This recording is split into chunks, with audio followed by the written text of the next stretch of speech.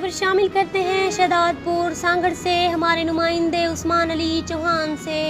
जमात इस्लामी शहदादपुर के तहत हर साल की तरह इस साल भी रमज़ान अल मुबारक की आमद के सिलसिले में इस्तकबाल रमज़ान और दरसे कुरान प्रोग्राम मुनक़िद किया गया, जिससे नायब अमीर जमात इस्लामी सिंध मौलाना अब्दुल कदूस अहमदानी ने खिताब करते हुए कहा कि रमज़ान वो मुबारक महीना है जिसमें अल्लाह ताला ने दुनिया की रहनुमाई करने वाली किताब नाजिल की।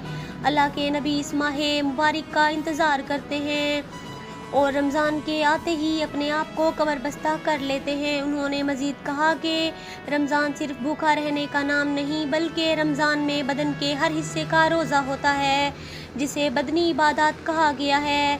अब्दुल कदूस अहमदानी ने मज़ीद कहा कि इस प्रोग्राम का मकसद अवाम में रमज़ानुल मुबारक का शऊर पैदा करना है और इस माह की अहमियत से लोगों को आगाह करना है। इस मौका पर गुफ्तगू करते हुए जमात इस्लामी ज़िला सांगड़ के रहनुमा मुश्ताक आदिल ने कहा कि अमीर जमात इस्लामी पाकिस्तान सिराजुल हक की अपील पर मुल्क भर में 101 धरने दिए जा रहे हैं। इस सिलसिले में जमात इस्लामी ज़िला सांगड़ एक बड़े अवामी धरने की तैयारियां कर रही है। जमात इस्लामी के इस्तकबाल रमज़ान मुबारक प्रोग्राम में अमीर जमात इस्लामी शहदादपुर आसिफ महमूद कुरैशी, अब्दुल गफूर अंसारी, शफीक अल रहमान शेख, शौकत कम्बो और दीगर ज़िम्मेदारान भी मौजूद थे।